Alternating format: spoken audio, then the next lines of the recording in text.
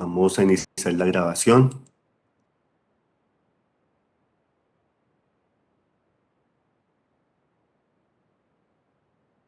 La clase de hoy se va a llamar Introducción.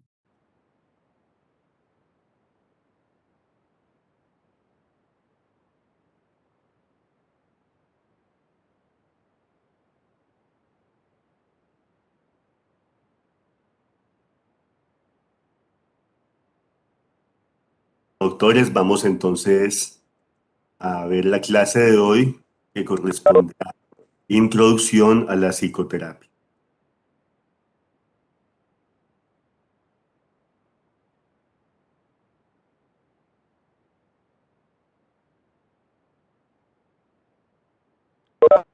Vamos con esta. Bien.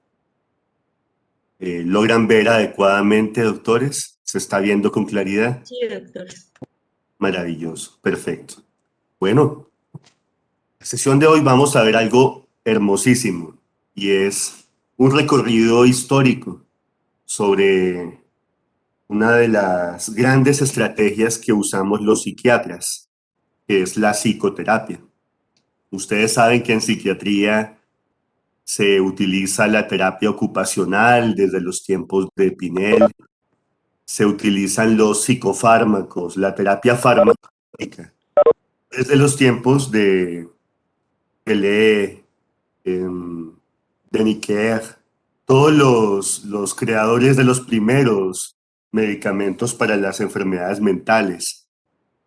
Pero hay una cosa que está mucho más enraizada en el arte de ser psiquiatra, que nos define como psiquiatras, y es la psicoterapia. Piense que los psicofármacos aparecen en la segunda mitad del siglo XX y algunas sustancias medicamentosas usadas en psiquiatría se rastrean desde el siglo XIX. La terapia ocupacional empieza a usarse en forma tanto por Philippe Pinel en Francia como por Benjamin Rush en Estados Unidos a principios del siglo XIX, pero en cambio la psicoterapia es mucho más antigua. La psicoterapia define el rol del psiquiatra desde la época de Reyes. Tenemos entonces que desde la Edad Media se hace psicoterapia.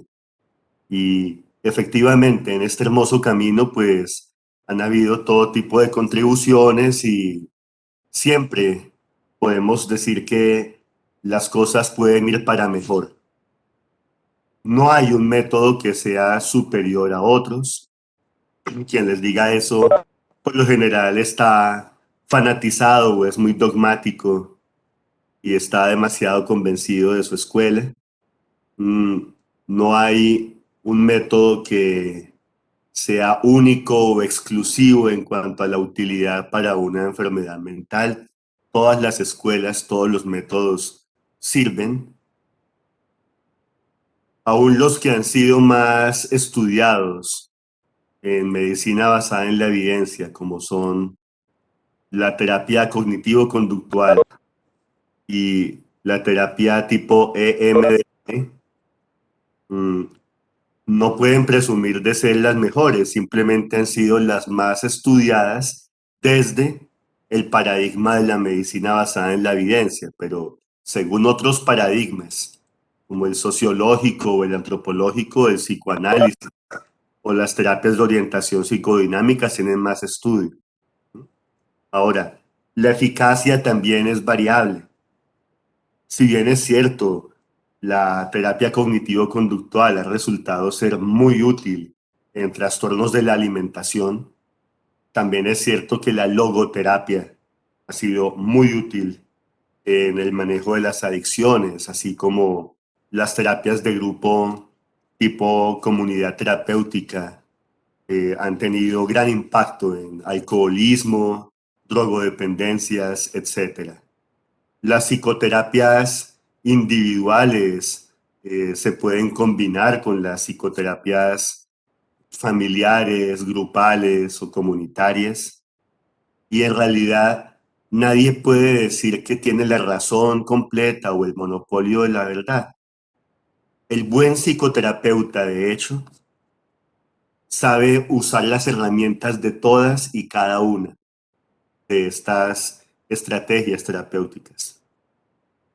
Por eso les decía en la sesión de historia de la psiquiatría que tal vez el más grande psicoterapeuta de todos los tiempos, el doctor Milton Erickson, tenía una versatilidad increíble y podía moverse con facilidad en todos los modelos. Milton Erickson podía en ocasiones parecer de una escuela, en otras ocasiones de otra, y en realidad no era de ninguna.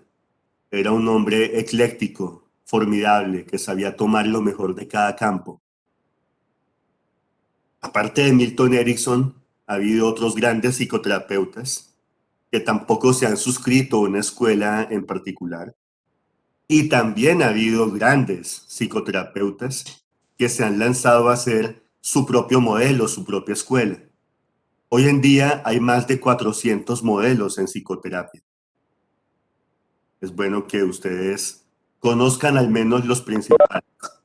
Ustedes conozcan y utilicen las herramientas para que en su rol de médicos puedan apoyar, ayudar y acompañar a todo tipo de pacientes. La psicoterapia, si bien es distintiva de los médicos psiquiatras, no es exclusiva de ellos. Todo médico tiene que saber al menos algunas estrategias básicas de psicoterapia, porque la psicoterapia está hecha para ayudar. Y además de eso hay otros profesionales que hacen también psicoterapia o pueden capacitarse para hacerla. Dentro de los psicólogos clínicos pueden aprender psicoterapia y deben aprender psicoterapia porque están llamados a hacerla. Algunos terapeutas ocupacionales, algunos trabajadores sociales, profesionales del campo de la educación, psicopedagogos, educadores en general, y todo aquel que quiera acompañar y ayudar a otra persona por medio de lo que se llama la cura hablada o la terapia hablada, está llamado a hacerlo. Como psicoterapeutas vamos a ver efectivamente hay muchos médicos psiquiatras, pero también hay médicos de otras especialidades, sobre todo neurólogos, internistas y pediatras.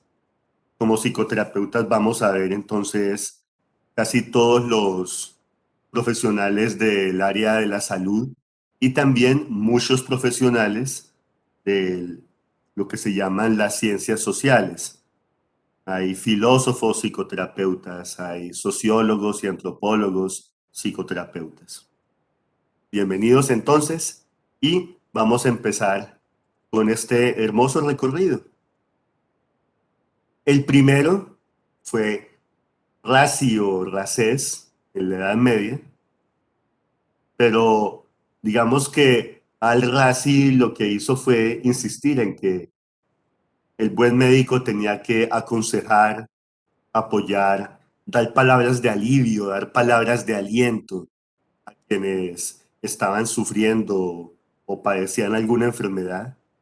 Insistía también Racés en el uso de la música, ¿no? Como musicoterapia, los baños, los distintos elementos como aromas, colores, sensaciones agradables, buena nutrición para dar bienestar a nivel psicológico.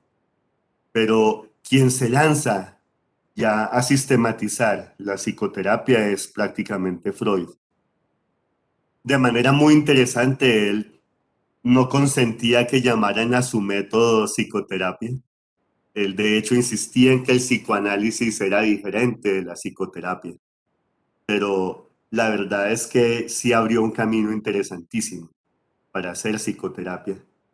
Y lo recordaremos todos como lo que fue, un ancestro, un pionero y un explorador. Obviamente quien se lanza a explorar comete errores. Obviamente quien es pionero se equivoca. No podemos juzgar tan duramente a Freud porque nosotros vamos en autopistas y en cambio Freud se abrió camino en medio de la selva a machetazos. No podemos ser tan duros con los múltiples errores de Freud o las equivocaciones teóricas de Freud, porque finalmente estaba él prácticamente indagando en territorio previamente incógnito, previamente desconocido. Hay que entender a Freud en su valentía, en su grandeza y también en sus equivocaciones. Freud empezó a trabajar con Joseph Breuer, como veíamos en la clase de historia de la psiquiatría. Se dieron cuenta que la catarsis, que el método catártico, funcionaba en muchas pacientes histéricas. Ahora bien, Freud quiso ir más allá, no se quedó con el método catártico de Breuer y también quiso aprender hipnoterapia con Charcot. Usó técnicas de hipnosis, pero también se encontró con que eran problemáticas. Después trató de usar sustancias que en su época estaban en experimentación para tratar de hacer medicina. Cuando uno de sus pacientes y además amigo murió por sobredosis de uno de estos fármacos, entonces prefirió ir por un modelo mucho más inocuo, el ir analizando los sueños y los actos fallidos de los pacientes. Así fue como empezó el psicoanálisis. Hay un libro fundante dentro del psicoanálisis, que es La interpretación de los sueños, publicado en 1899. Y después de este texto, Freud siguió escribiendo verdaderas joyas, no solamente de la psiquiatría, sino del pensamiento universal. Tótem y tabú, el yo y el ello, el malestar en la cultura, más allá del principio de placer, 3 ensayos sobre una teoría sexual y formó también escuela, tuvo la grandeza de tener su famosa Sociedad de los Miércoles y de llamar a otros psiquiatras y psicólogos clínicos a ir indagando esto que él estaba ya definiendo sistemáticamente como la terapia de acceso al inconsciente. Tenemos entonces al fundador y lo que llamamos psicoanálisis freudiano u ortodoxo, Sigmund Freud. Tuvo muchos discípulos, algunos de ellos después se apartaron, hicieron bien porque corrigieron errores en cuanto al enfoque y en cuanto al énfasis que tenía Freud, fundaron sus propias escuelas a su vez. Otros discípulos continuaron siendo leales a rajatabla a él. Él inclusive les mandó a diseñar unos anillos. Los diferenciaban, ¿no? Digamos, los del círculo freudiano se definieron claramente después de los cismas y las divisiones al interior del movimiento psicoanalítico.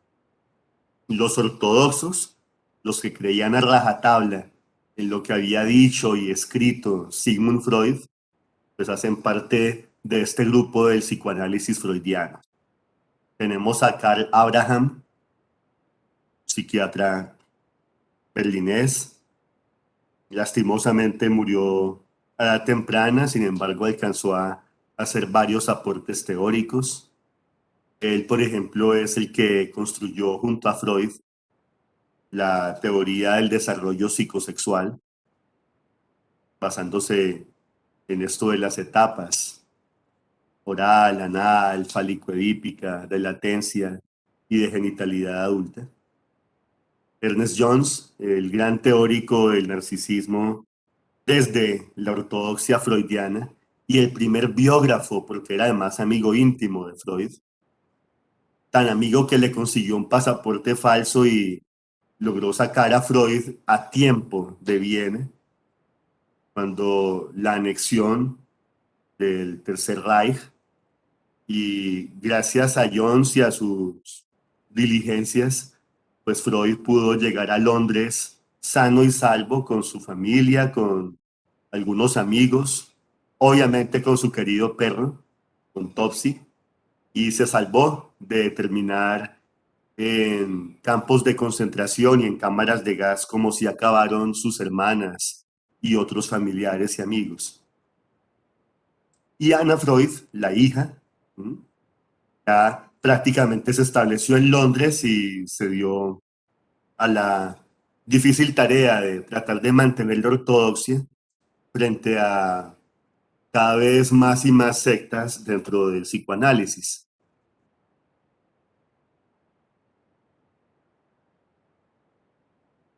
El psicoanálisis kleiniano, llamado también escuela objetalista, fue liderado por Melanie Klein, se llama kleiniano o kleiniano.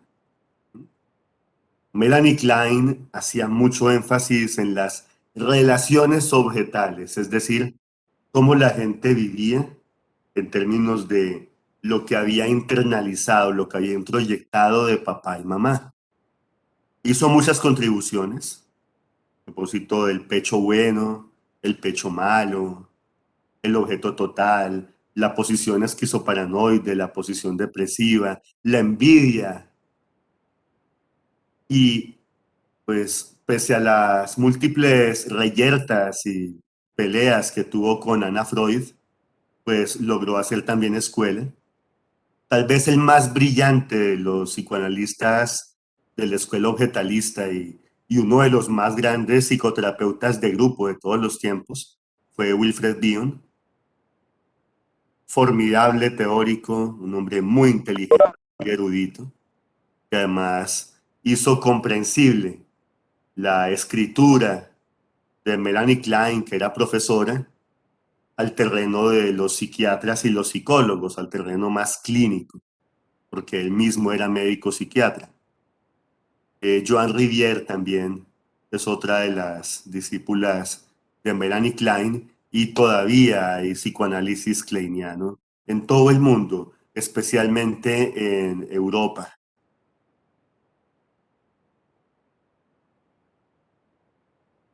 En medio de esta controversia entre Melanie Klein y Anna Freud, es entonces Donald Winnicott. Dice, bueno, hay posturas muy interesantes tanto en Freud como en Klein. Creo que se puede hacer algo conciliador, algo intermedio. Y así surgió justamente la escuela psicoanalítica intermedia. Donald Winnicott, como sabemos, gran profesor, médico pediatra, médico psiquiatra, psicoanalista, psicoterapeuta y también autor de muchos libros. Él llegó a ser muy famoso porque tenía un estilo de escribir ameno, breve, sencillo, muy comprensible para las masas. Esto da una gran ventaja. Douglas Fairbairn es también muy interesante. Dentro de la psiquiatría británica ocupa un puesto principalísimo.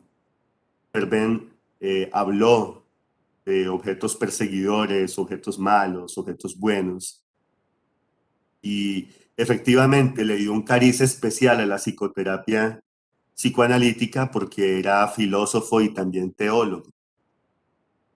Paula Hyman había sido discípula de Klein, eh, después se fue acercando más a Winnicott. John Bowlby, el gran teórico del apego, y Michael Balint, Michael Balint, le decían en Inglaterra, eh, era también un hombre sumamente prudente que entendía la grandeza de los aportes de Sigmund Freud o de Karl Abraham, pero al mismo tiempo también comprendía que los kleinianos, sobre todo Wilfred Bion, tenían muchas cosas interesantes de rescatar. Balint fue el que creó también los famosos grupos Balint, este tipo de psicoterapia de grupo para personal sanitario, para médicos especialmente, buscando evitarles el burnout. Uno de los discípulos de Sigmund Freud, Carl Gustav Jung, su discípulo favorito durante mucho tiempo, era demasiado inteligente y demasiado brillante como para quedarse solamente ahí como escudero de Freud. Él fundó su propia escuela, la llamó psicología analítica o psicología profunda. A Gustav Jung le siguieron muchísimos analistas en toda Europa y en Norteamérica. Todavía hoy hay analistas junguianos y como escribió tanto sobre temas mitológicos, sociológicos y antropológicos, pues es uno de los autores también más apreciados dentro de las ciencias sociales. Así que no se puede prescindir de Jung a la hora de hacer antropología o de hacer sociología.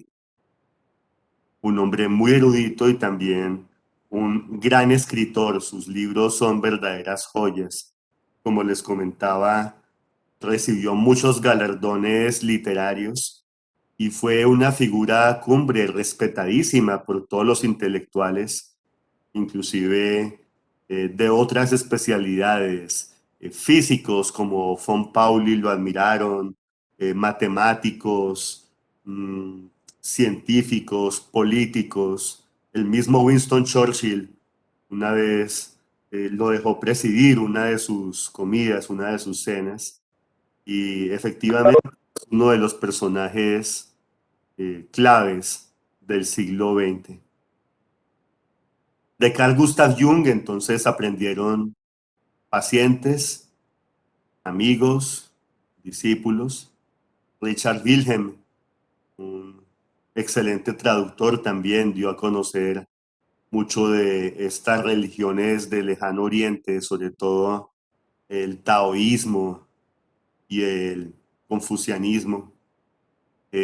Charles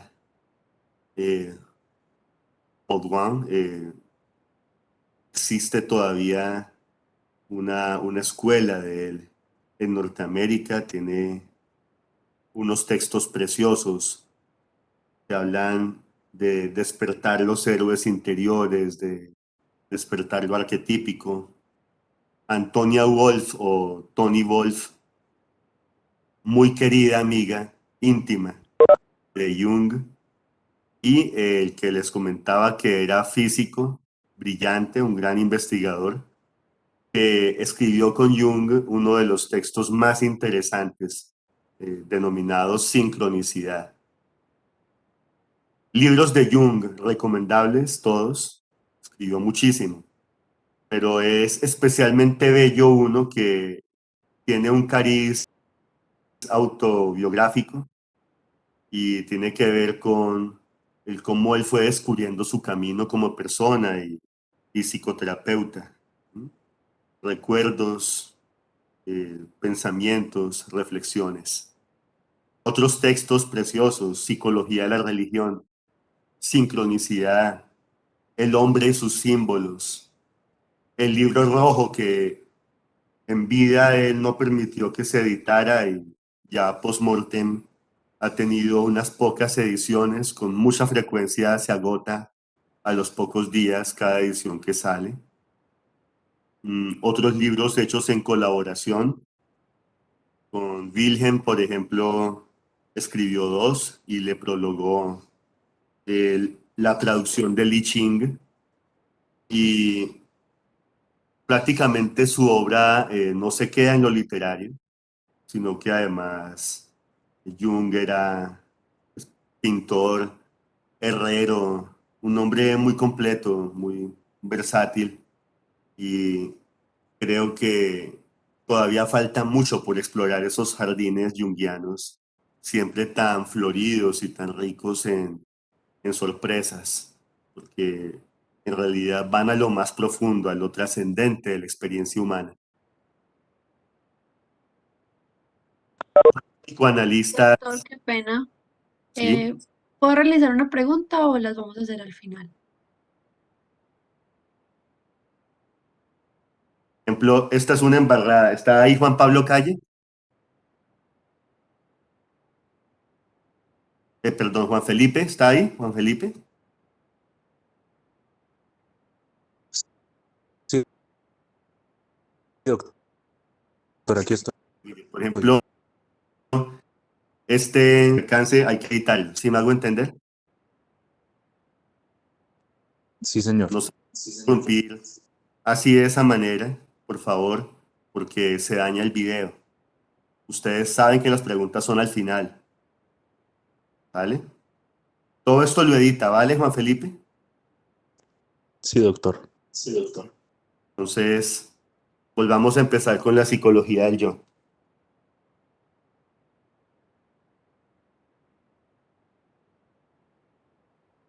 Bueno, dentro de la psicología del yo, entonces tenemos algunos psicoanalistas de los años 1940 al 1960 que quisieron enfocarse específicamente en una de las instancias psicológicas descritas por Sigmund Freud, el yo, el ego.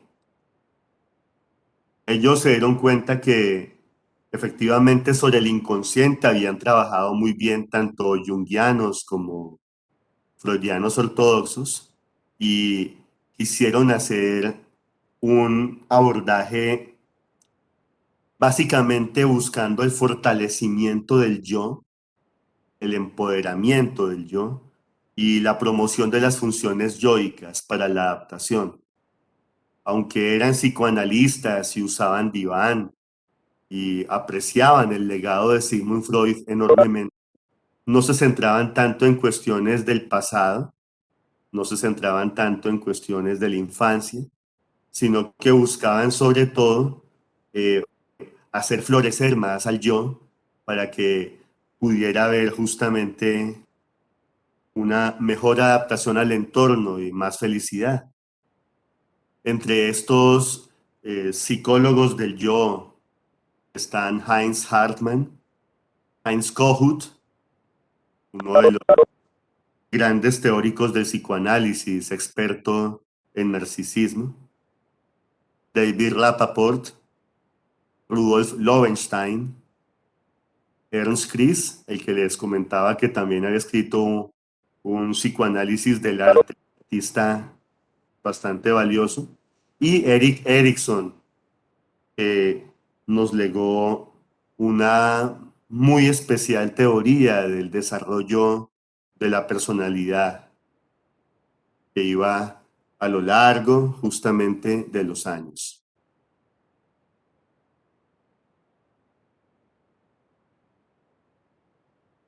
Siguió avanzando el psicoanálisis y apareció el psicoanálisis post-freudiano.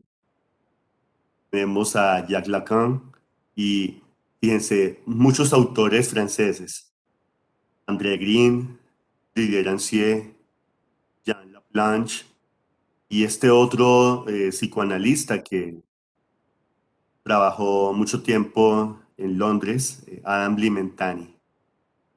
Ellos no son precisamente unos disidentes, pero ya están bastante lejos de la ortodoxia de Freud y dieron unas interesantes aproximaciones. Vale la pena leer Jacques Lacan algunos de sus seminarios. Mm, André Green tiene unos ensayos muy lúcidos sobre el psiquismo del recién nacido y algunas vicisitudes de la identidad sexual. Didier Rancière es un experto en medicina psicosomática y hay un libro de él que se llama El Yo Piel, hermosísimo. Jean Laplanche escribió un diccionario de psicoanálisis que es de lectura obligada para quienes se entrenan en psicoanálisis. Y Limentani también dio bastantes aportes también junto a otros teóricos, digamos de los años 1980 y 1990. La logoterapia es otra escuela, otra forma de hacer psicoterapia.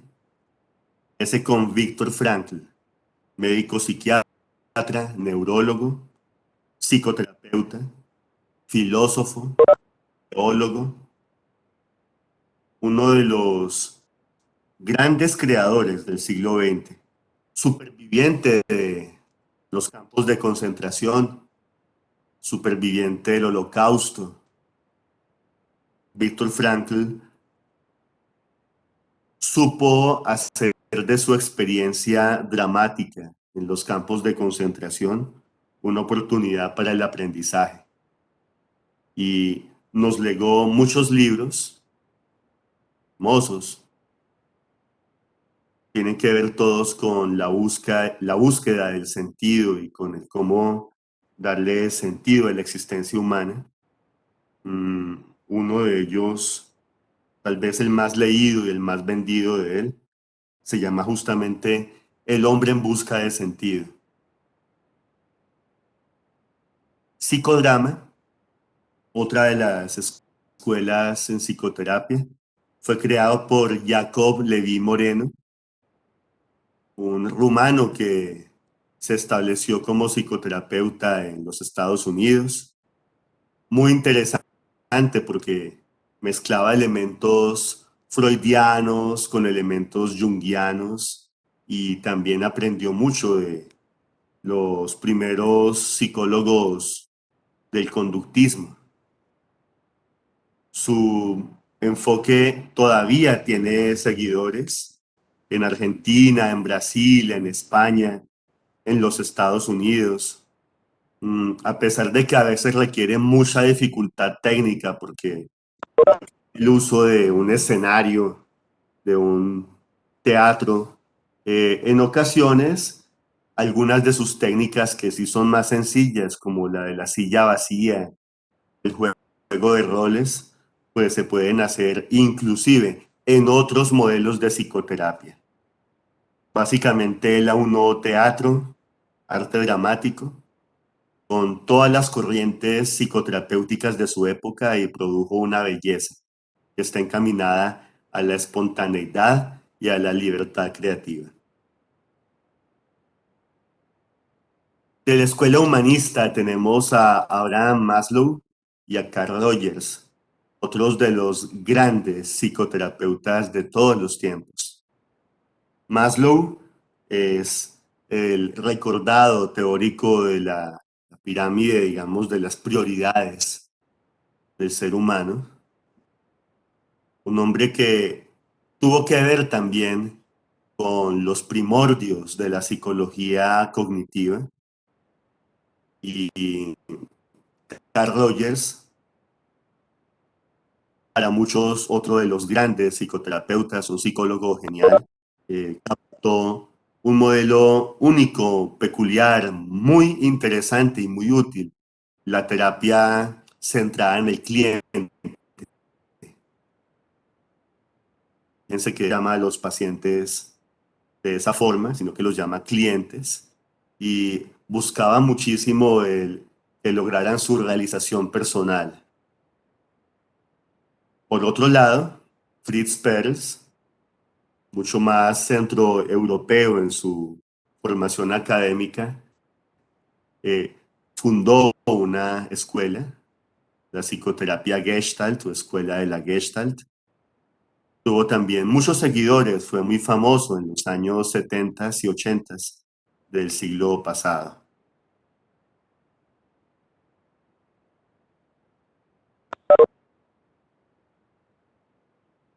La otra escuela importante, algo relacionada con el psicoanálisis, pero que ya llega a ser distinta, la interpersonal. Harry Stack Sullivan o Sullivan era un psicoanalista que se dio cuenta que podía llegar un poco más lejos y creó una escuela propia, la teoría interpersonal, la terapia interpersonal. Y después Gerald Klerman y otros, Mirna Weissman, por ejemplo, tomaron los aportes de Sullivan para hacer psicoterapias breves de orientación psicodinámica, muy útiles para los pacientes con depresión, encaminadas a hacer las relaciones interpersonales algo mucho más fecundo y más útil. Eric Berne fue por su lado, le fue bastante bien con un libro que ha tenido muchas ediciones en varios idiomas. Se llama ¿Qué dice usted después de decir hola? Y utilizó sus estudios también en psicología del juego y teoría del juego para producir un modelo muy interesante, el análisis transaccional.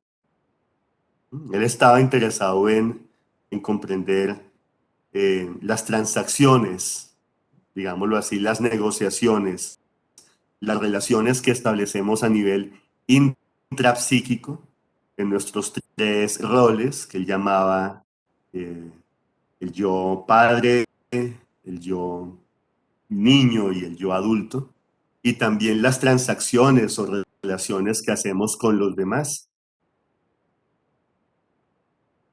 La terapia racional emotiva es de Albert Ellis.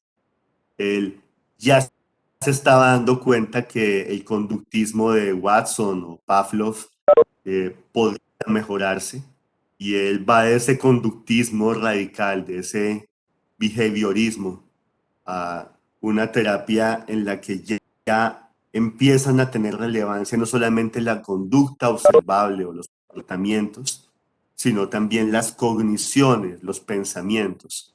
Por eso la llamó terapia racional emotiva. Ahora bien, después se le creció el modelo y con el aporte de otros de sus discípulos y amigos, entonces el mismo Ellis termina fundando tal vez la terapia que logra tener más adeptos en la actualidad, más seguidores, que es la terapia cognitivo-conductual.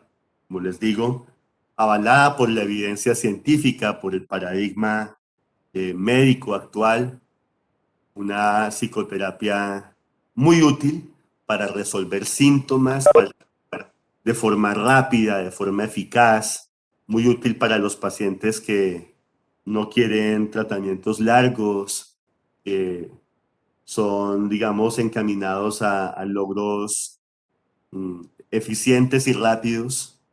Y efectivamente, el tratamiento de elección en muchos trastornos de ansiedad y también trastornos de la conducta alimentaria.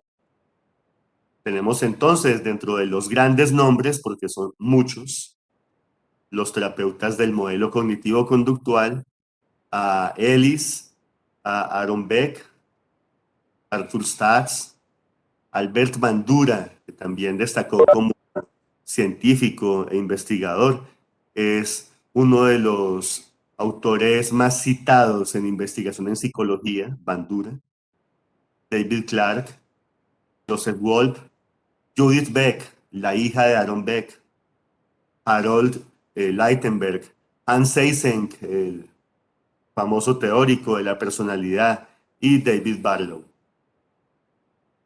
Hoy en día hay terapeutas cognitivo-conductuales en todo el mundo, en los 5 continentes.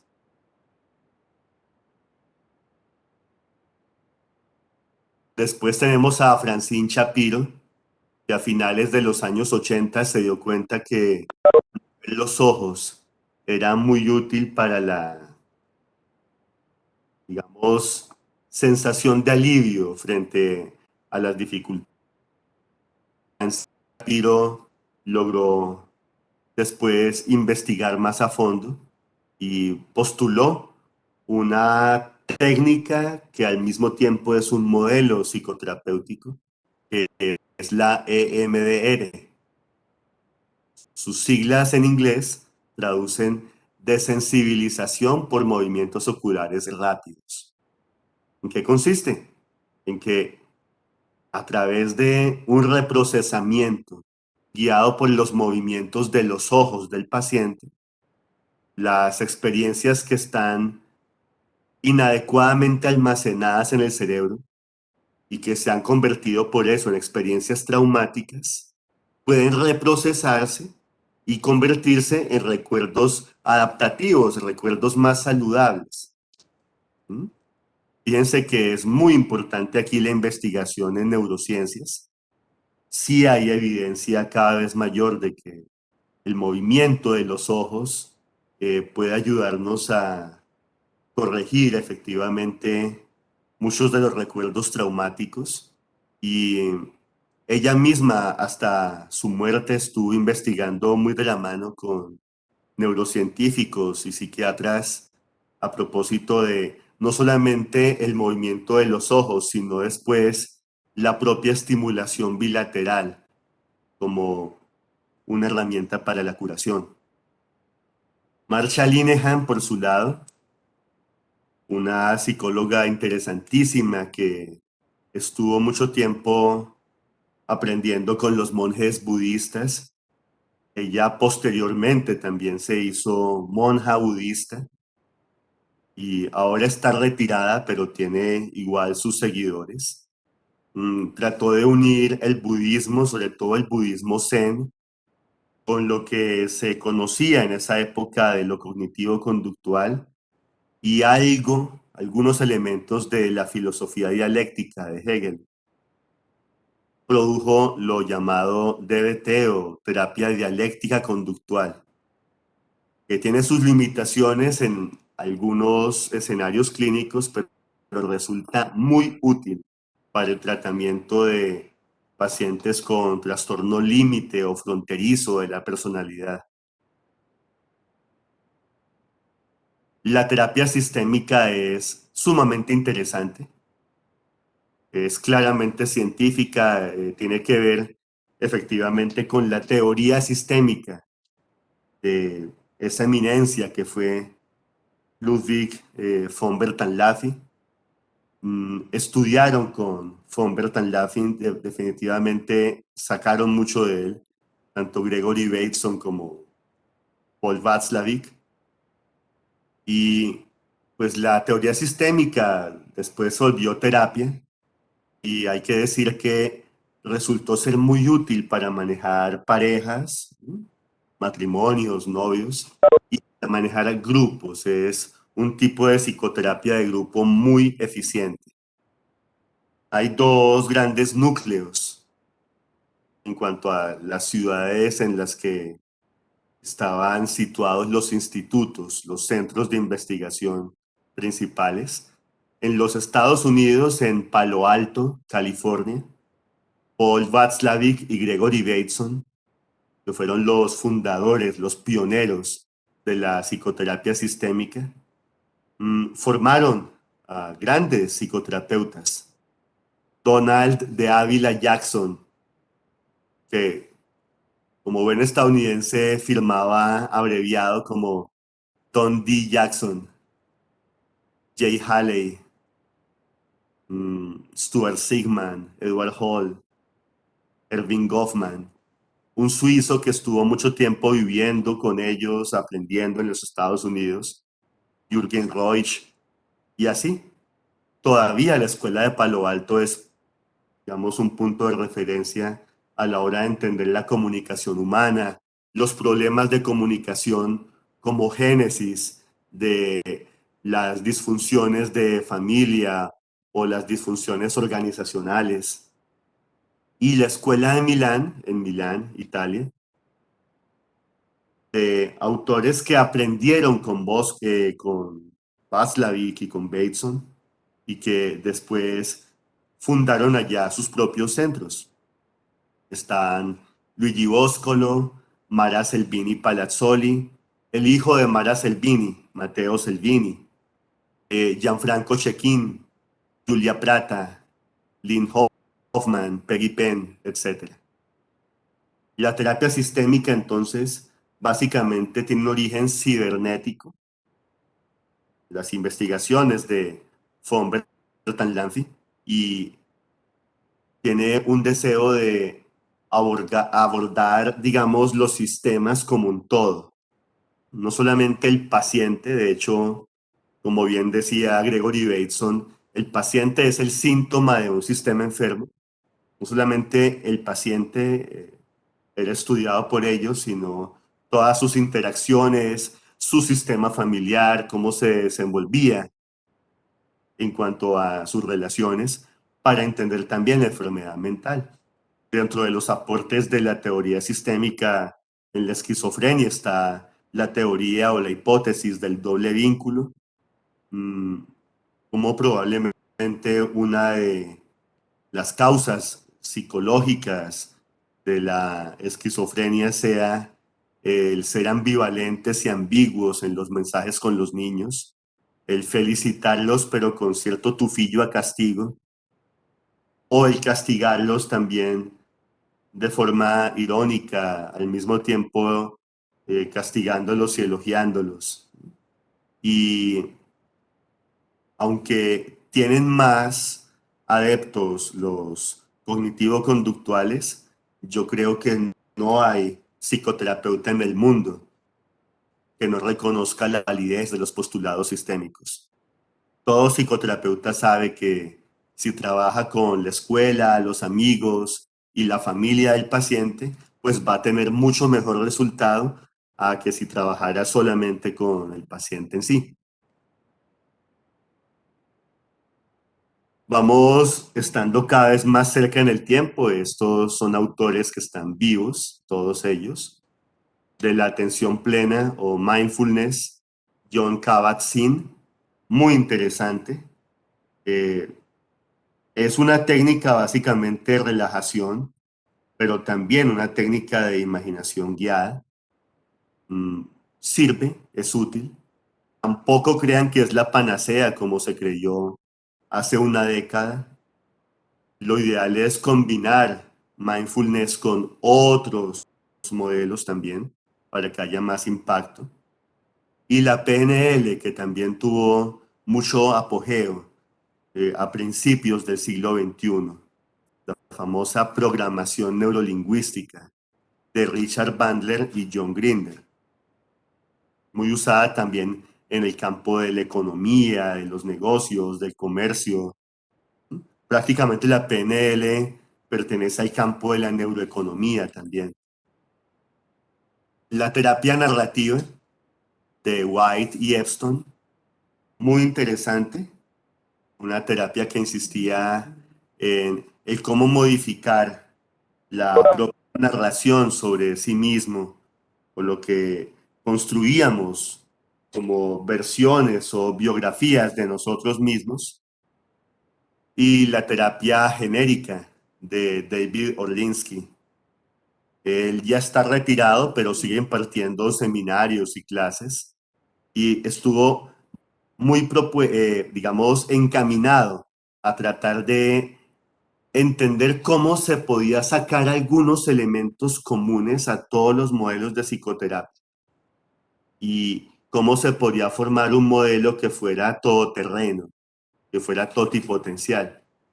Él mismo le quiso llamar a su modelo terapia genérica, por eso. Una terapia, digamos, útil para todo y útil para todos.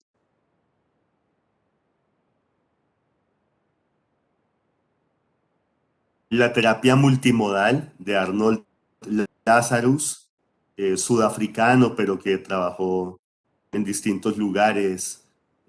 Lastimosamente falleció recientemente, pero nos dejó una terapia que insistía mucho en rescatar también los aspectos corporales, biológicos, de salud en el paciente, tal cual como a nivel teórico había postulado Adolf Meyer con su modelo biopsicosocial.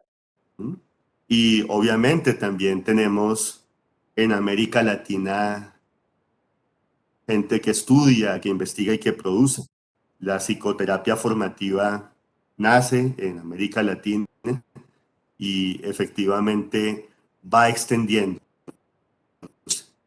La Sociedad de Psicoterapia Formativa ya cuenta con más de 30 egresados y 78 miembros en todo el mundo.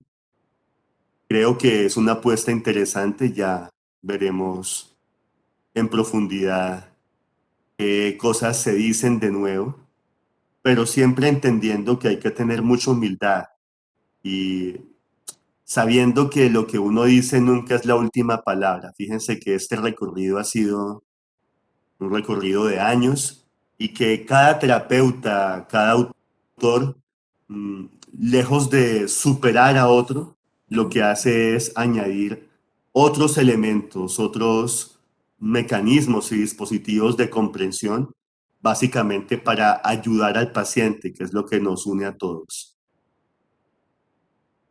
Vamos a profundizar en algunos modelos, aprovechando que aún tenemos tiempo. En el psicoanálisis freudiano, entonces, el inconsciente es muy importante.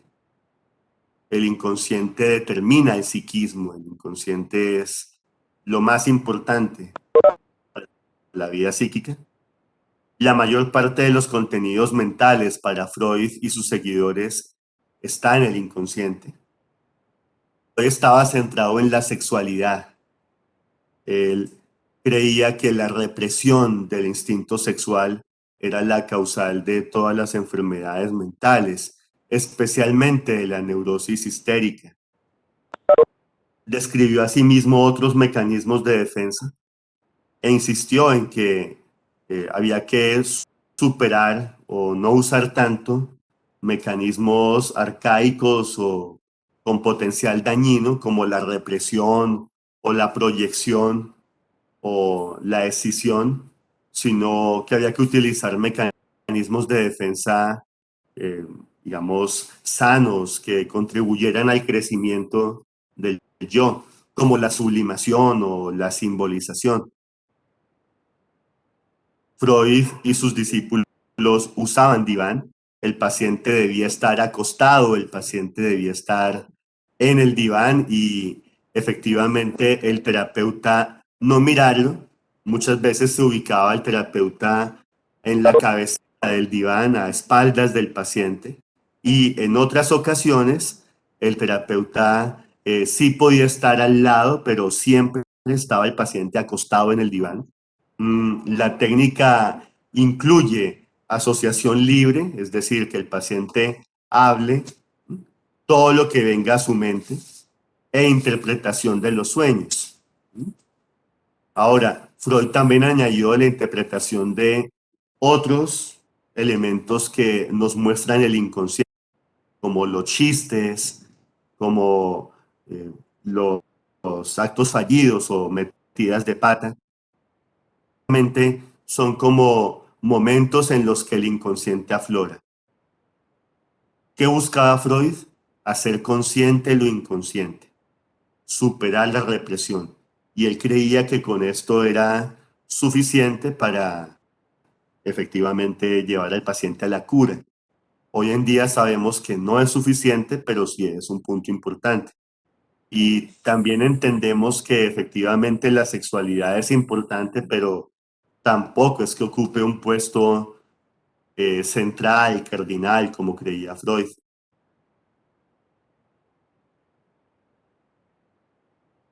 El psicoanálisis kleiniano, entonces, bien se cree,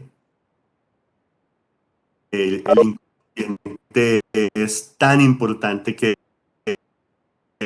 determina casi todos los actos del hombre, pero aquí la acentuación no es sino en el conflicto por no haber internalizado, no haber introyectado objetos buenos, sino objetos malos. ¿Qué es un objeto malo o una madre mala?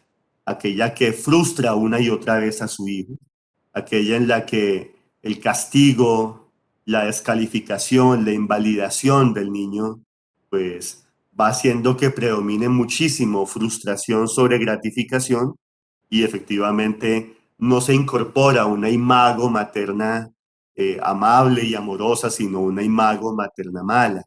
Igual con el papá, igual con los profesores, con los tíos, con otras figuras de autoridad.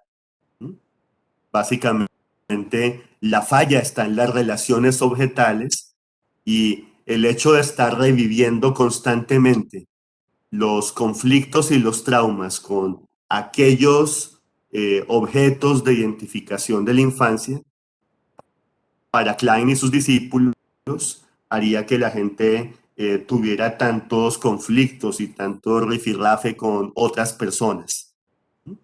La pulsión tanática descrita por Sigmund Freud es rescatada por los kleinianos como aún más poderosa que la pulsión erótica.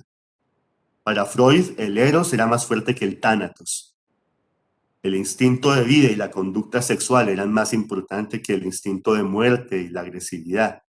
Los kleinianos, especialmente Bion, se dan cuenta que esto es un error. En realidad, el tánatos muchas veces es mucho más potente, mucho más fuerte. La cura para ellos se daría al pasar de una posición esquizoparanoide, una posición polarizada, ver todo en términos absolutos. Pasar de esa posición a una posición depresiva, que es la aceptación de los objetos totales. Esto lo podemos entender en la analogía política. La gente esquizoparanoide es la gente polarizada, la gente fanática, que cree que las cosas o los candidatos o los partidos o las ideologías son 100% malignas o 100% benignas. Esto es una posición infantil, posición de bebés. En realidad no hay un solo objeto, no hay una sola persona que sea 100% maligna. Hasta personajes siniestros como Hitler, pues eran sanos y ecologistas y pintaban bonito. El más grande asesino de la historia, Joseph Stalin, era un hombre que escribía poesía. Es decir, hasta la gente más dañada y malévola tiene algún aspecto positivo. Lo mismo con la gente buena. Salvo Dios, que es perfecto, todos los seres humanos, inclusive los grandes santos, han tenido momentos de caída o zonas oscuras. Nadie es 100% benévolo, 100% bueno. Cuando ya se entiende eso, entonces la gente no se hace matar por un candidato político, no se hace matar por un partido o por un movimiento, sino que entiende que en todos pues hay algo de verdad y algo de mentira, que en todos hay propuestas buenas y propuestas que no lo son tanto. Esa aceptación de que no hay objetos parciales, de que las cosas no son en blanco y negro, esa aceptación de que en realidad la polarización es estúpida y no nos deja ver la totalidad de las cosas, esa aceptación de los objetos totales, es decir, la humana, llámese mamá, papá, profesor, como persona que tiene elementos positivos y elementos negativos, es lo que nos lleva a lo que Klein llamaba posición depresiva. La comprensión de que en realidad todo objeto tiene aspectos benignos y aspectos malignos. Esto en la vida cotidiana ayuda muchísimo a la hora de interactuar con las otras personas, porque es ya aceptar que no es que estén contra uno, no es que lo estén persiguiendo, no es que le tengan bronca, sino que la gente simplemente tiene aspectos muy patológicos, muy enfermos también, y aspectos luminosos, y que lo importante es aceptar esa combinación de zonas oscuras y zonas de luz en todo el mundo. Los objetos totales, entender a la gente, a las personas, como objetos totales. En la escuela intermedia podemos decir que consideraban, igual que Freud, que la represión era efectivamente causante de disfunción, pero también le concedían a los kleinianos la internalización de objetos perseguidores, pues podía también causar disfunción mental. El análisis en todos ellos incluía, además de la interpretación y la asociación libre, el juego. El mismo Donald Winnicott utilizaba el garabateo, el dibujo, el juego con sus pacientes, muchos de los cuales eran niños y adolescentes. Y efectivamente no es necesario el uso del diván. Todos ellos tenían su diván en el consultorio, pero también hacían terapia y sesiones cara a cara o jugando con el niño, interactuando ahí en el suelo con el infante o el adolescente. No había ningún problema para ellos en salirse del acartonamiento freudiano. Y efectivamente hacían énfasis en el cómo funcionaba adecuadamente el psiquismo. La clave es tener un verdadero self, como decía Winnicott, o un self bien cohesionado, como diría Kohut.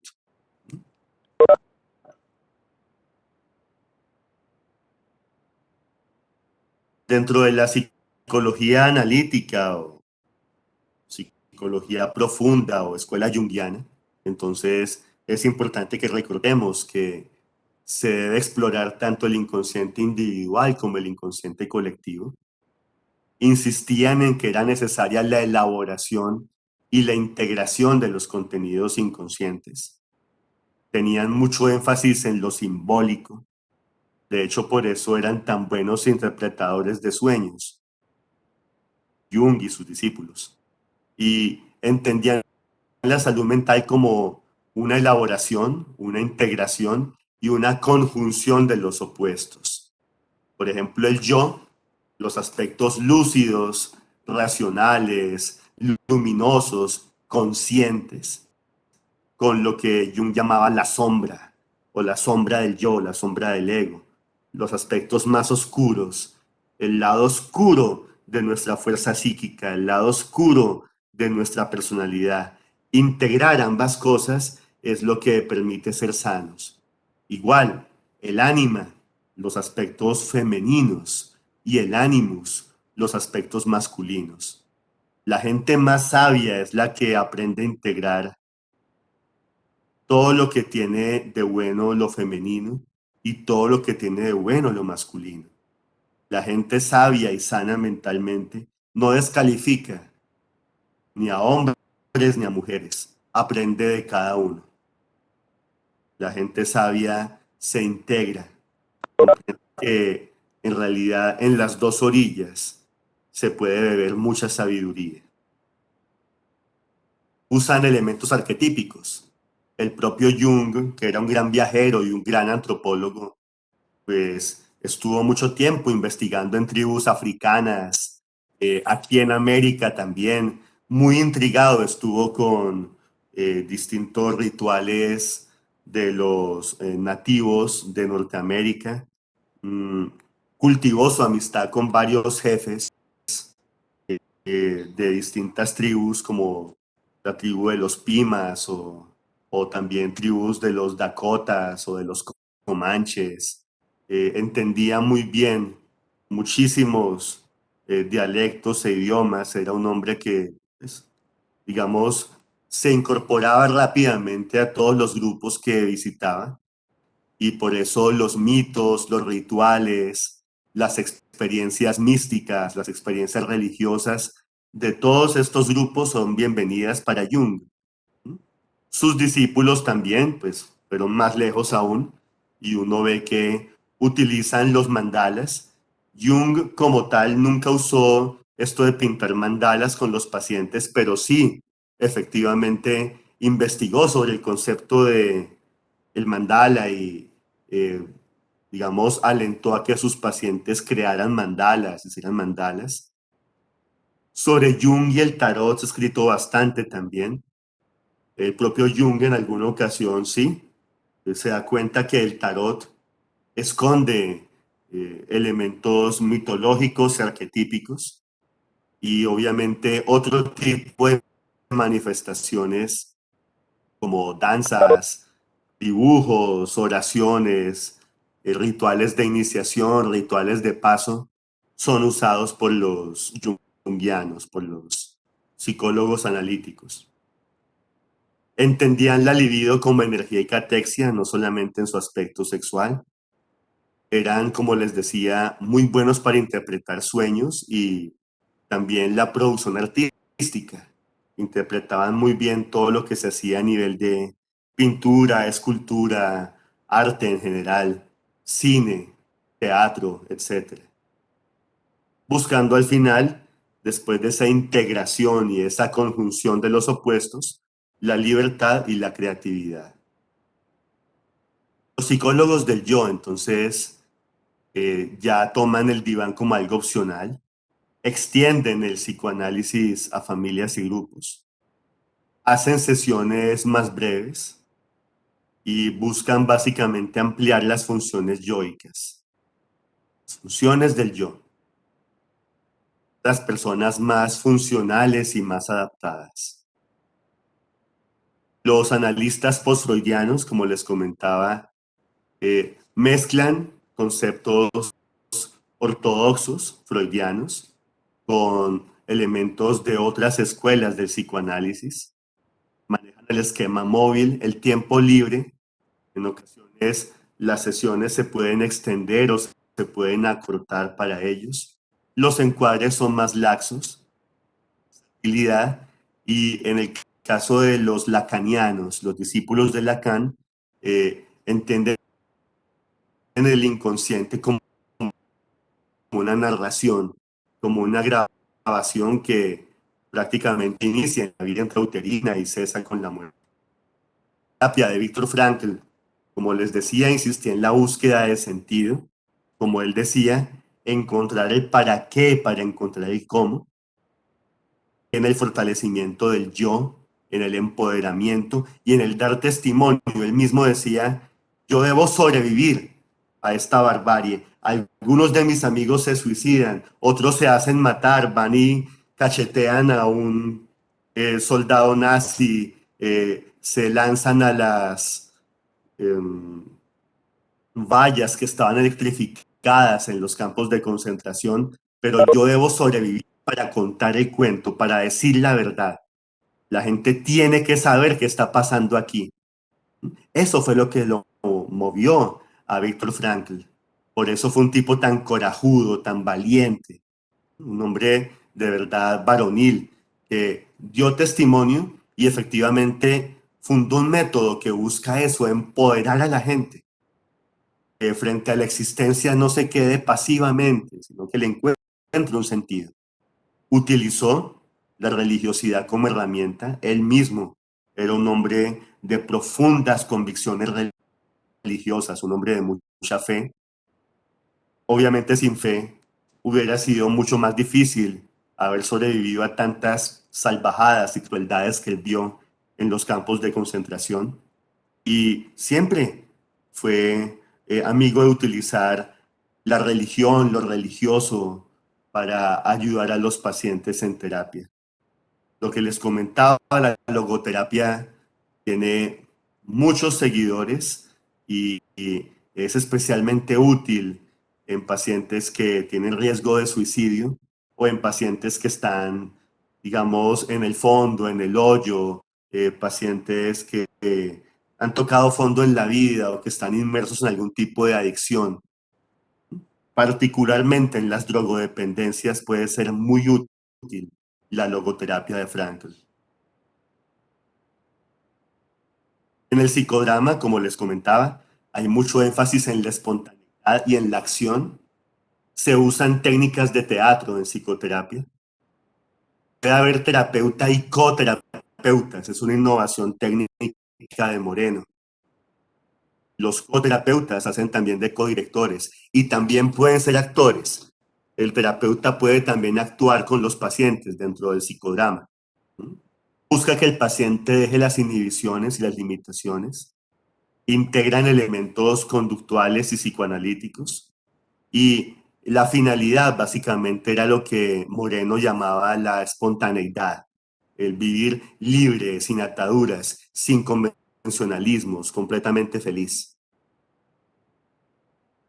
La terapia cognitivo-conductual hace hincapié en efectivamente cogniciones, emociones y conductas, es decir, cómo se piensa, cómo se siente y cómo se actúa. Es una terapia centrada en el presente. No le interesa indagar en la infancia, sino en el aquí y el ahora. Por eso ha tenido tanto éxito en Estados Unidos y en pacientes ejecutivos, personas muy ocupadas, porque no quiere corregir ni transformar la personalidad, no busca efectivamente una transformación o una reformulación de la propia identidad como otras terapias, por ejemplo la psicoterapia formativa, sino que está encaminada es pronto, con precisión, con velocidad, resolver ya mismo el síntoma. Y obviamente, aparte de reducir el síntoma y el sufrimiento, buscan la adaptación al entorno, hacer que las personas sean cada vez más adaptativas. Análisis transaccional de Eric Berne, como les comentaba al inicio de la sesión de hoy, hace un análisis de las transacciones que hay entre las personas. No solamente entre una persona y otra, sino al interior de cada persona, las transacciones o los intercambios que hay entre los estados del yo padre, el yo adulto y el yo niño. Busca empoderar frente al cambio. Verne afirmaba que lo que más hace sufrir a la gente es que sigue un guión psicológico que le han dictado los papás, guión que a su vez han recibido ellos de los abuelos, guión que a su vez han recibido los abuelos de los bisabuelos y un largo etcétera. Verne decía, ojalá el cliente deje de seguir ese guión psicológico, esa forma de comportamiento aprendida en la infancia, que no ha hecho sino hacerlo fracasar en sus vidas de pareja o en sus amistades o en sus carreras. Se trata de que cree un nuevo guión, que deje las estrategias y herramientas que no le sirven, que empiece a aprender herramientas, estrategias que sí le sean útiles y que empiece a tomar decisiones coherentes. A veces habla el yo padre y nos enseña a quedarnos callados frente al mal. Mijita, deje así, es usted para qué pelea, llévalas de perder. Otras veces es el yo niño. Uy, quiero comer, pero la clase está interesante. No importa, me voy a comer. Así no aprenda. El yo niño. Lo ideal sería tener el yo adulto en la mayoría de las transacciones. Sí, de acuerdo, mamá. No me voy a meter en cuanto pleito encuentre, no voy a estar buscando peleas, no voy a ser alguien camorrero, pero también cuando deba defender mis derechos, los defenderé. Cuando deba luchar, lucharé, si es por defender mis principios o mi vida. De acuerdo, niño. Interesante que quieras satisfacer el hambre en este momento. Si quieres, seguimos escuchando la clase atentamente y mientras vamos oyendo en el celular, entonces voy y saco una galleta. Esa es básicamente la analogía de lo que son las transacciones psicológicas entre los estados del yo. La terapia narrativa de White y Epstein hacía referencia entonces a las narraciones. Ellos se dieron cuenta que las narraciones organizaban la vida y que a veces las personas que sufrían, especialmente los de trastornos depresivos y ansiosos crónicos, tendían a hacerse un cuento de la propia vida lleno de pesimismo, lleno de derrota, lleno de actitudes catastrofistas. Y lo que buscaban ellos era crear nuevas narraciones, darle nuevos significados, ¿sí? Nuevas alternativas a la propia vida. Entendían la terapia como una conversación útil para construir una nueva historia y también para rescatar historias subyugadas o invisibles. A veces la gente que sufre es gente que ha recibido de parte de un amigo o una figura de autoridad una crítica muy severa que le ha hecho volver invisible o subyugar un aspecto de sí mismo. Mire, no hable así porque si usted habla así, captan que usted es extranjero y entonces le va mal. ¿Qué decían White y Epstein? Todo lo contrario. Vamos a rescatar esa historia invisible. Le tocaba a usted negar su religión porque todos los profesores en su especialidad eran ateos. No, vamos a rescatar ese aspecto suyo que casi que le sacaron de su propia narrativa, etcétera. ¿No? Dentro de la psicoterapia formativa, también les puedo alcanzar a hablar algo en 5 minutos. Están viendo la presentación que se llama ¿Qué es y qué busca la psicoterapia formativa? Sí, doctor. Perfecto. Entonces, vamos a ver qué objetivos y estrategias busca la psicoterapia formativa. Está básicamente orientada a la plenitud existencial. Esa es la clave.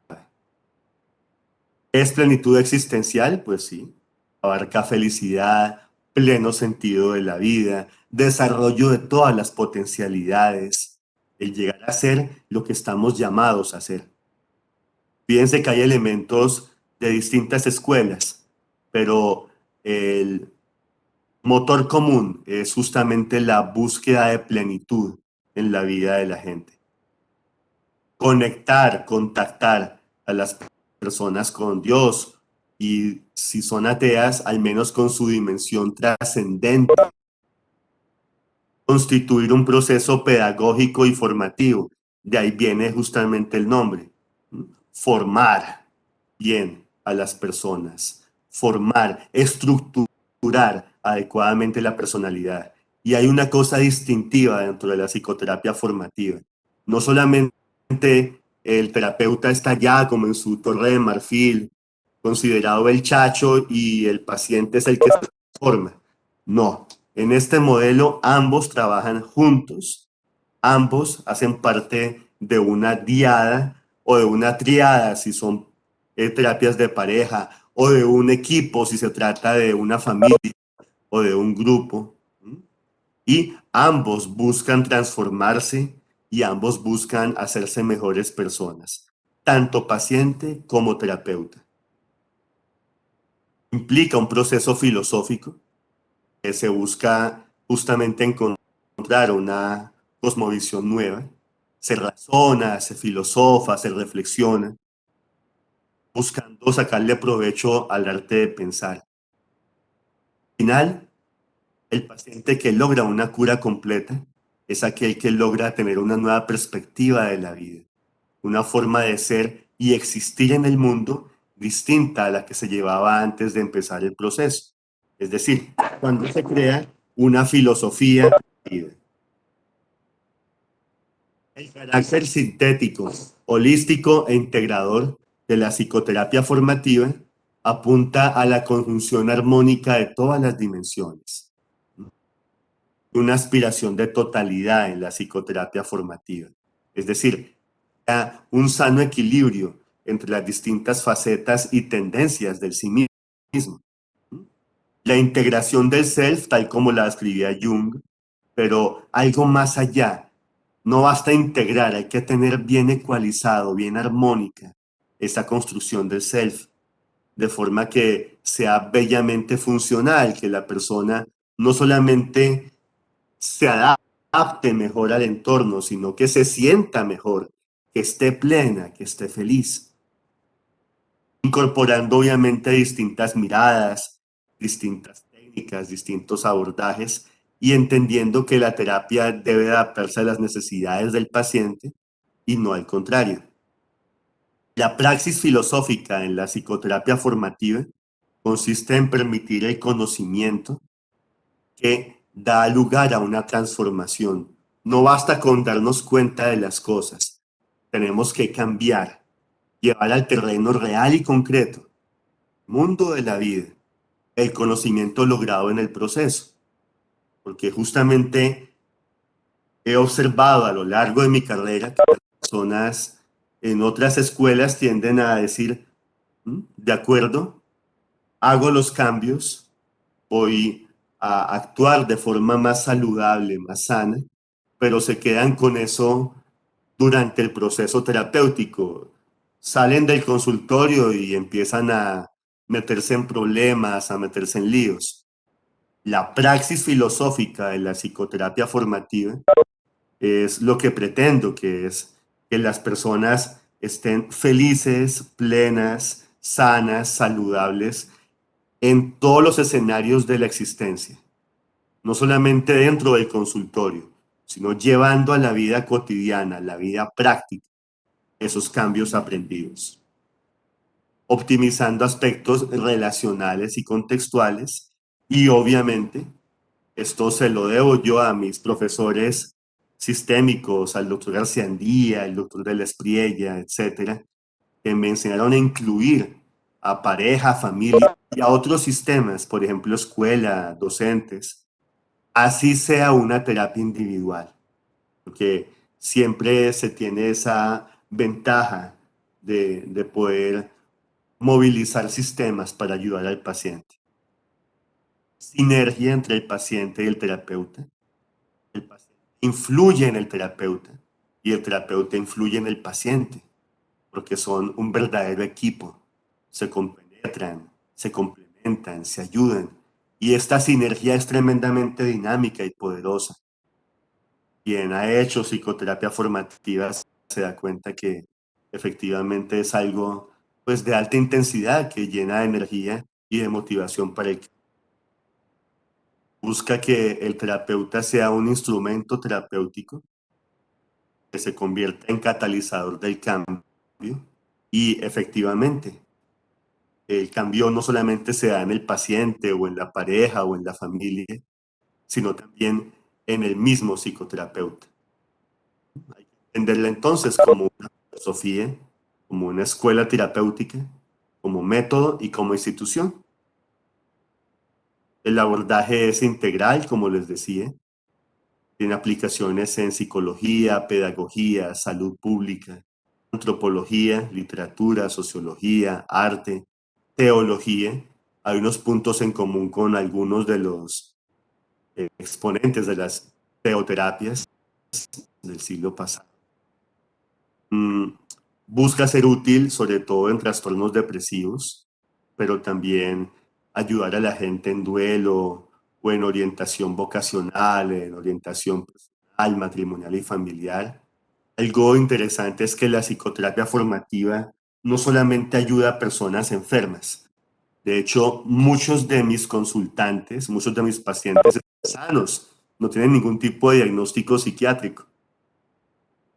Personas sanas con inquietudes filosóficas, con inquietudes teológicas, con deseo de autoconocimiento, gente que se quiere preparar para la vejez, para la muerte, o también gente que quiere ayudar a que sus hijos pues sean más plenos y felices. Hay distintos formatos, los famosos escenarios I, P, F, G, etcétera. Como escuela, entonces, pues efectivamente está la sociedad y a nivel institucional, pues lo ideal es ofrecer de una forma clara, sensata, realizable también, económica, ¿no? No es un afán de lucro lo que mueve a la psicoterapia formativa, una posibilidad real y alcanzable de certificarse como terapeuta. Al mismo tiempo, todo psicoterapeuta formativo sabe que pues puede escribir en la revista de psicoterapia formativa sin ningún tipo de traba. Esto es entonces, damos por finalizada la grabación y vamos a la tanda de preguntas.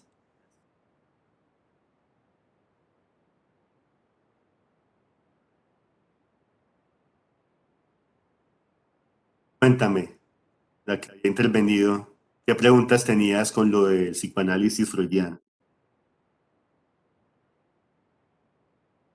No, doctor, ya después cuando vimos cada uno me quedó claro. Muchas gracias. Vale, Doctor, yo tenía una pregunta. sí, señor. En cuanto al método del análisis transaccional, en la que se hace esa analogía del yo padre, yo adulto y yo niño, sería algo similar a Freud lo que propuso Freud del ello, el yo y el superyo. Sí, yo ¿Se refiere alguna a vez lo? lo entendí así. Y es probable que haya tenido por ahí la guía Eric Berne, es muy probable. Pues es que finalmente todos los que hacemos psicoterapia hemos leído a Freud, sea para criticarlo o para seguirlo, pero es, digamos, indispensable. Es muy posible, yo también lo he entendido así, excepto en su último libro. En su último libro él aclara esa duda y él dice, pues puede que a nivel inconsciente haya salido así, pero no es cierto. Mm, en cuanto a que el yo padre a veces es también títere del ello. ¿Me hago entender? Sería muy fácil decir que el yo padre es el super yo, el yo adulto, el yo, y el yo niño, el ello.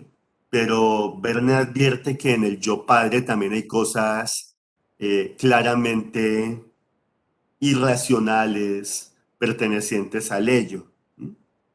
Me explico. Hay papás que dan unas órdenes súper interesantes. Por ejemplo, si le dice a usted su papá, hijo, usted tiene que bañarse, debe hacerlo. No solamente huele mal, sino que las visitas pueden pensar mal de usted, qué feo que un futuro doctor esté sucio. De otro lado, con esta pandemia y con tantos virus, pues está demostrado que resulta provechoso echarse agua y jabón. Báñese, por favor. Ese es un guión paterno super yoico. Si logras ver el ángel, muy super yoico. Sí, doctor. Así, pues es sensato, es un deber, es una norma que tiene sentido. Pero a veces el guión paterno, el yo padre, es brutalmente irreflexivo, irracional, injustificado e infantil. Mire, usted no puede casarse con Camilo. ¿Pero por qué, mamá, si yo lo amo? ¡Ah! No puede casarse con él, nunca se lo prohíbo. Pero dígame, se lo prohíbo. Esa gentuza es gente de mal vivir. Y luego va uno a ver en terapia y efectivamente la mamá de María Paula había sido novia del papá de Camilo en su infancia, en su adolescencia. Había terminado mal ese noviazgo. La mamá le había cargado bronca increíble a toda esa familia. Y ahora, de forma irracional, sin ninguna justificación, sin argumento, ¿m? Le está prohibiendo a la hija que tenga un romance con una persona de esa familia. ¿M? Logras captar cómo a veces el elemento paterno suele ser francamente arbitrario y, digamos, perteneciente al id, al ello. Sí, doctor. O sea, se puede también influenciar de esa forma irracional. El Así adulto sería más es. como el yo y no sé, para mí cumpliría como el rol o bueno, todos tendrían como un poquito del super yo, pues el niño no tanto, pero el adulto es como el que interviene en todo. Exacto, y esa es la clave. Cuando uno entiende que el adulto interviene en todo, pues uno toma decisiones más maduras. Y es lo que él buscaba con su análisis transaccional. Él mismo, de hecho, era alguien profundamente maduro. Tuve un profesor que lo conoció personalmente y lo trató y tuvieron algún grado de amistad. Y este profesor me decía, el doctor Verne era alguien tan ecuánime que una vez estaban tomándose un café y el café le pareció a mi profesor algo inmundo. Es un café gringo, mal hecho, para un colombiano suele ser duro en ocasiones. Y Ernest sí vio que el otro se estaba tomando eso como si fuera un potaje por pura decencia y le preguntó, ¿no le gusta este café, cierto? Mi profesor fue bastante sensato y le dijo, no, la verdad, no, doctor. Y le dijo, ¿y entonces para qué se lo toma? Yo lo estoy obligando a tomarse el café. Si quiere, vamos a tal pastelería donde venden unas malteadas buenísimas. Mi profesor, ay, sí, me encanta la malteada. Listo, fantástico. Y Verne se llevó su tinto igual, su café estilo estadounidense. Mi profesor se tomó justamente su malteada y todos felices, ¿no? Esa anécdota le puedo comentar como para entender, sí, ese grado de ecuanimidad, de adultez que tenía él y que inevitablemente permeó su escuela. Sirve mucho que lea si quiere ese libro tan bonito que se llama ¿Qué dice usted después de decir hola? Listo, doctor, muchas gracias. Consigue las ediciones, es muy bueno, con todo gusto. ¿Alguna otra pregunta?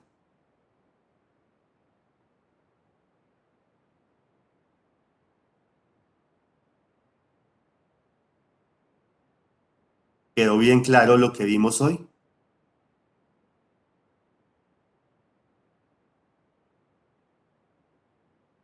Doctor, tengo una pregunta. Dale. Digamos, ¿en qué tipo de psicología o qué tipo de movimiento se utiliza para, digamos, la terapia de pareja? ¿Sería la psicología analítica que mira el inconsciente individual como el colectivo o todos pueden Ah, hacer terapia de pareja?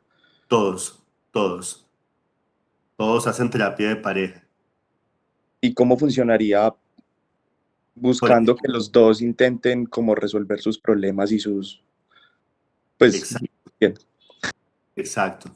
Por ejemplo, desde el psicoanálisis ortodoxo o desde la escuela objetalista, en la terapia de pareja se busca que ambos se den cuenta que están el uno frente al otro, que son dos personas distintas de otras personas del pasado que los traumatizaron o los castigaron, los persiguieron. En la teoría sistémica, la terapia de pareja sobre todo acentúa mucho el cómo en ciertas ocasiones se disparan ciertas actuaciones o ciertos patrones de la comunicación. ¿Mm? Entonces, la esposa se siente ofendida porque el esposo dejó el plato en la mesa y no lo llevó al fregadero. La esposa no dice nada, pero después cuando el esposo pone música, le dice, ay, apague eso que tengo dolor de cabeza. El esposo le dice, no me grites. La esposa entonces se riega. ¿Cómo así que no me grite? Si una es la que más se esfuerza aquí en esta casa, esto es el colmo. Enseguida un sistémico capta ahí. Mire, es una falla en la comunicación. ¿Qué sucede? La próxima vez usted, señora, indíquele a él, amor, me gustaría que por favor llevaras el plato ya que terminaste de comer allá al fregadero. Del mismo modo, ya al tener esa tranquilidad, no se va a sentir tan ofendida porque ponga música. Al mismo tiempo, también va a poder decirle de una forma más adecuada. Puede mejor acercarse y susurrarle al oído, amor, qué linda música que estás escuchando. Y de pronto sí decirle, de pronto podemos bajarla un poco que tengo algo de dolor de cabeza. Y el esposo también, en vez de responder de forma irascible, va a decir, claro, amor, por supuesto, y le va a explicar en qué consiste la canción o el grupo que está escuchando. Y enseguida digamos, se evitó, se abortó a tiempo la pelea. Desde la teoría, eh, digamos, cognitivo-conductual, en la terapia de pareja hay que manejar muchas cogniciones. Por ejemplo, una cognición frecuente en peleas de pareja es que ella no me entiende. Es una creencia central, dicen los cognitivistas. Y uno analiza con el paciente. Bueno, usted, ¿por qué dice que su mujer no lo entiende?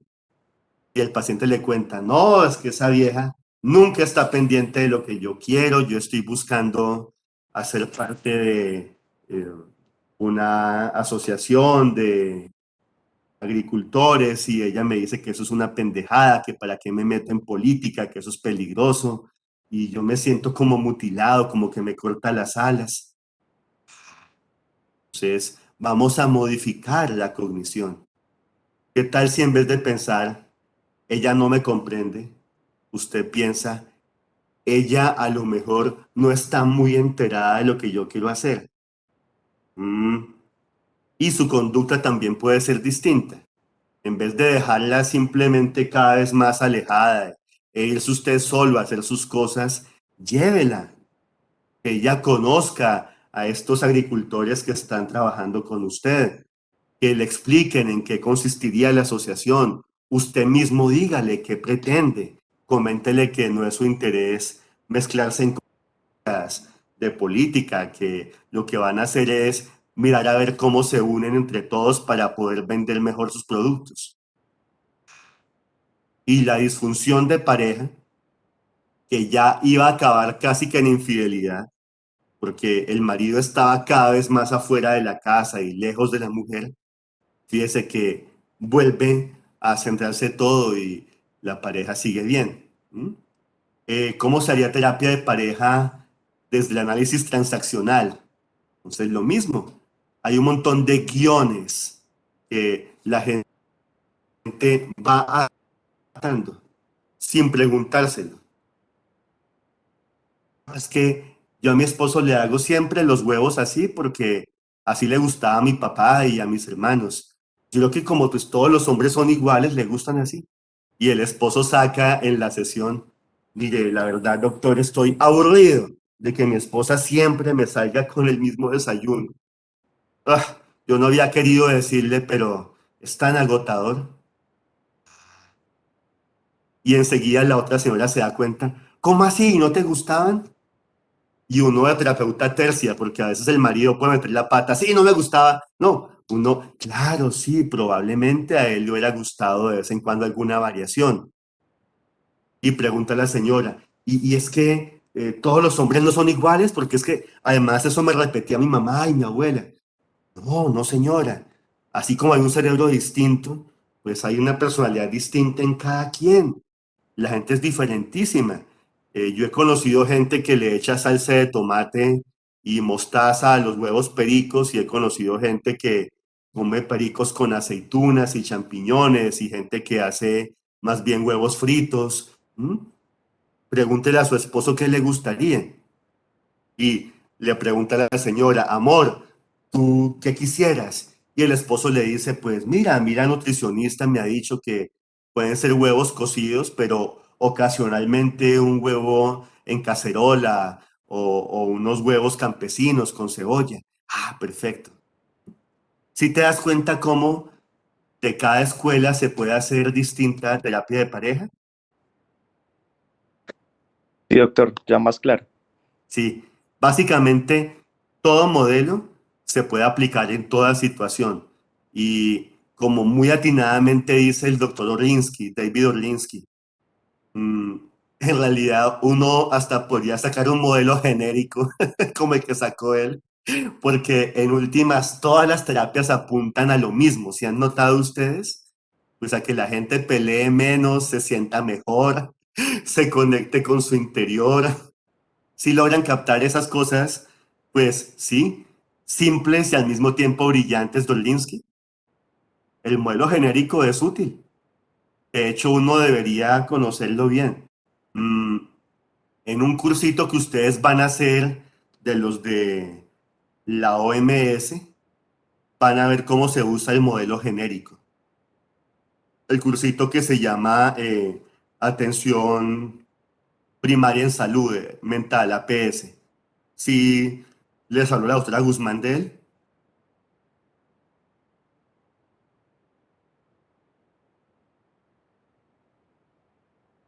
No, doctor, no recuerdo. ¿No? Ve, bueno, al menos sé que en años anteriores ustedes hacían unos cursos que son gratis además, Sí, doctor, para este semestre tenemos que hacer 6. Ahí ya me mandó el Exacto. listado. Sí, y ahí debe estar ese. Y ahí, dentro de ese de atención primaria en salud mental, se usa un modelo genérico de Orlinsky. ¿Vale? Entonces sí está, doctor, porque ya enfocó mucho en salud primaria, atención mental. Exacto. Y ahí ustedes pueden captar, sí, es un modelo simple. Sus críticos dicen que es chabacano, que es burdo, así como la gente habla más de los medicamentos genéricos. Todo el mundo critica el modelo genérico porque es muy chabacán, muy burdo, pero en realidad de lo mismo simplón es que es tan aplicable y lo pueden hacer enfermeras, estudiantes de medicina, personas que no sean especializadas. Es que en APS necesitamos es gente no especialista, sino personal sanitario que ayude, ¿vale?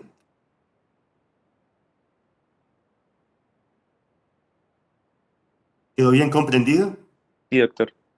Listo, genial. Bueno, ya van a pasar entonces con mi amada esposa, la doctora Murillo. Cuídense muchísimo y nos vemos, creo que tenemos otra sesión el jueves. Ella creo que es por Meet, si no estoy mal, ¿cierto?